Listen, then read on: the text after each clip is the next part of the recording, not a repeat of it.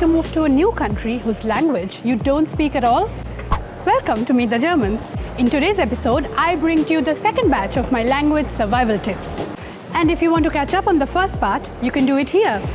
Before moving to Germany, I took language courses in India. Despite that, my first days in Germany were quite overwhelming. Sometimes I almost sounded like a local. Möchten Sie die Quittung? Nee, die brauche ich nicht. Danke. And on some days, I could barely understand what was happening, as if my brain had completely given up.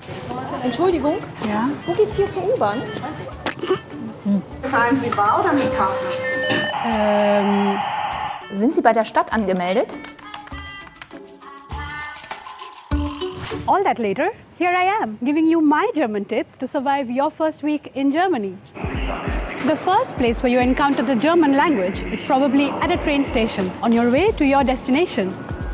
But the train station may not have all the information you need in a language you understand.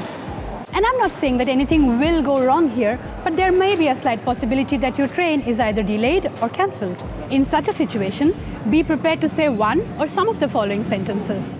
Ich bin zum ersten Mal hier in Deutschland. Ich muss nach Garmisch-Partenkirchen. Fährt dieser Zug nach Garmisch-Partenkirchen? Mein Zug ist verspätet. Mein Zug ist ausgefallen. Wie kann ich jetzt fahren? While waiting for the train, you may be asked, Ist dieser Platz noch frei? Ja, gerne. Remember, they're not asking you to vacate the seat as I used to think. That person would like to know if the seat next to you is available. And if you aren't sure about learning full sentences just yet, you may want to remember these keywords. Halt, Umstieg, Zug fällt aus. Verspätung, Platz, Reservierung. WC ist außer Betrieb. Ausstieg, Einstieg. Once you reach your destination, you are most likely to go either to a rented apartment, a student accommodation or a hotel where someone would greet you. Hallo, guten Tag. Guten Tag. Ich habe ein Zimmer reserviert. Mein Name ist Surita. The basics Guten Tag and Dankeschön work in most situations. But if you find yourself especially hungry and tired after your very long journey, you may want to know these sentences. Ich möchte gerne etwas essen und trinken. Wo ist der nächste Supermarkt? Gibt es ein Restaurant hier? My experience, if nothing else is nearby, look for a kiosk or Späti if you're in Berlin. German offices can also be very hard to navigate.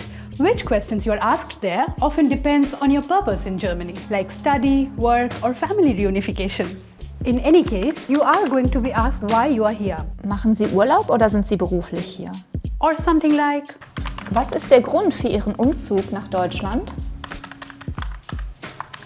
of late, Germany has been trying to be more English-friendly in its administration. But until that happens, it does help to know some German words and phrases like Anmeldung, Abmeldung, Ummeldung. Aufenthaltstitel, Ausweis mit Lichtbild. Fiktionsbescheinigung, Termin. Termin. Be prepared to use this word a lot in Germany because here you need a Termin or an appointment for almost everything. In my early days in Germany, I had nobody to explain all this to me, so I had to ask for help quite often. Entschuldigung, ich brauche Hilfe. This is perfectly all right, and it helped me get over my fear of speaking German and become more confident, even if I made some very weird mistakes. Kann ich mit Kartoffel bezahlen? Bitte? Sie möchten mit Karte bezahlen? Yeah. That's a lot of German for your first week. But don't worry, you'll get the hang of it sooner than you think. But what if you remember none of these tips at the crucial moment and your head just blacks out? What do you do then? It is only in the most helpless of situations that you are allowed to use this sentence, which I know you've been dying to use and make your life a little bit easier. So here it is. Sprechen Sie Englisch? Sprechen Sie Englisch? Sprechen Sie Englisch? Try not to make this into a habit if you can. Trust me, you will not regret it. Also try DW's free online courses to learn German. Entschuldigung, ist dieser Platz noch frei? Ja. Danke. So, which German language situations still scare you? Share your experiences with me in the comments. I'm always happy to help.